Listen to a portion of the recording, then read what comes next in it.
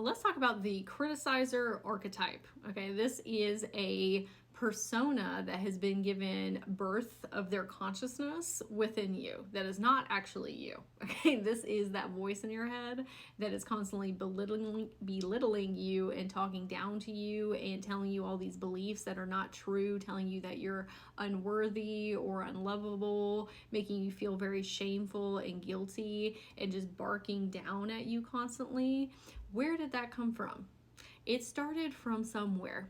So I'm going to share an example of my own life and how it affected me so that maybe that relates to you in your life. I had put together this presentation one day, and it had a lot of different slides in it, and I was helping Lightworkers in their ascension journey, and I was teaching it live, and I had messed up on one of the slides. And when I did that, there was some wording that was off, or I think that maybe there was wording off, and I had recopied a slide without having the one that I intended to have in there. Okay, so when I got to those parts, I started having an internal panic attack.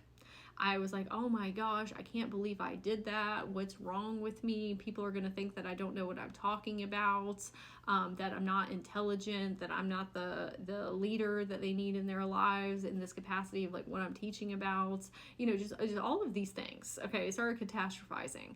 And in that moment, I had a choice on whether I was going to let that affect me for the remaining of the presentation that I was giving. But I said, I took a second and I was talking to my inner children and teens inside, and this doesn't have to be a long conversation, okay, when we're experiencing things like this. It can literally be a second of conscious awareness of you saying, hey, I'm taking on the higher self role here. I'm not going to look through my inner children and my teens' perceptual lenses.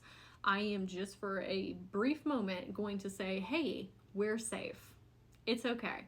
I know this sucks right now, and I understand that you're upset, but after we get done, we're going to talk about it.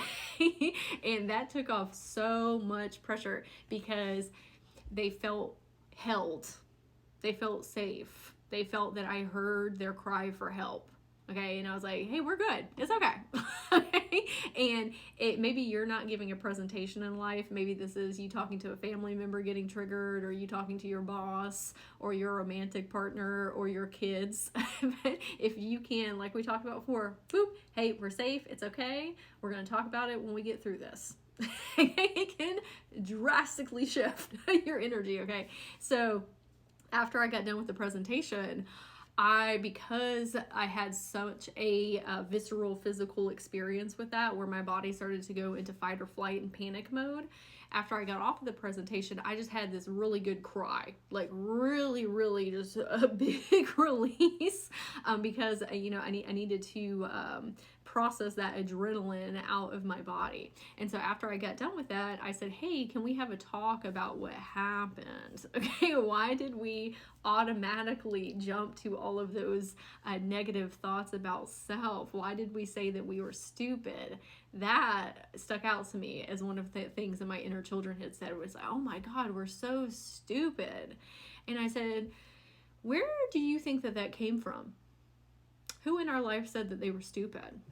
And one of my inner children said, oh, grandma said that. My grandmother and my grandfather raised me.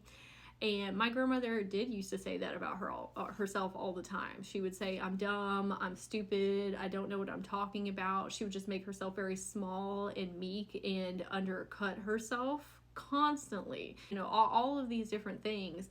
And when I was a little girl, I was with them all the time. I was homeschooled.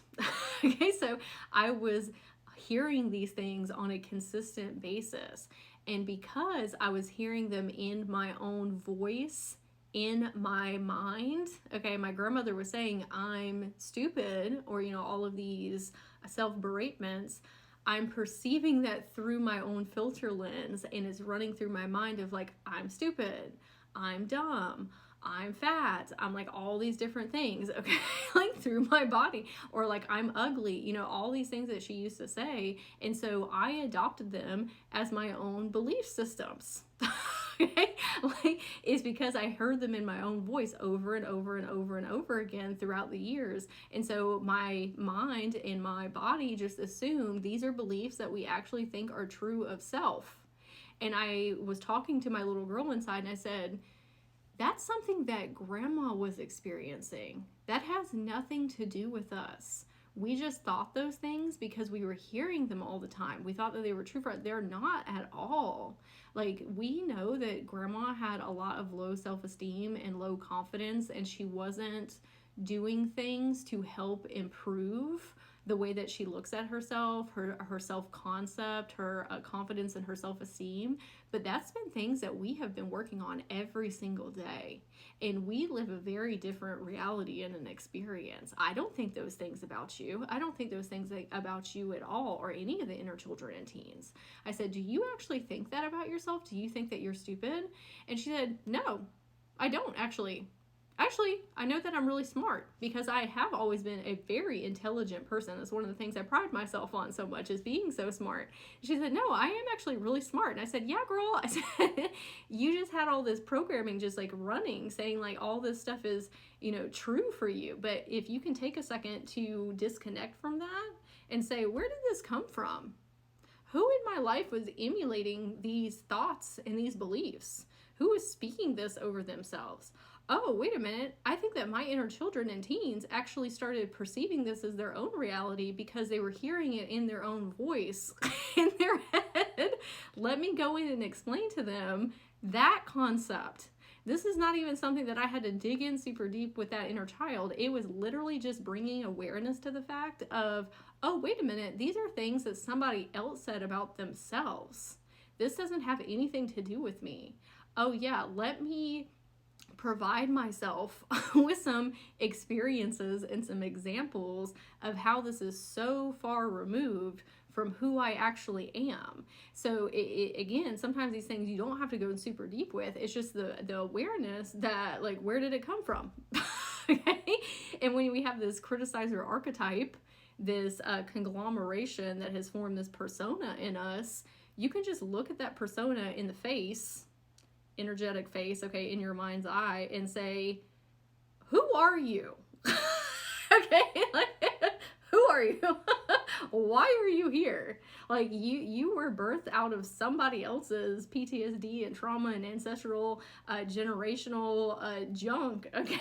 Like, where did your persona first start in my life? And maybe it's a person in your immediate family, maybe it was a friend member, maybe it's something that you heard on television, maybe it's something that you heard from religious programming or cultural programming. But once you start to defragment, like, where did that persona first begin? Like, don't tell me what about myself, okay?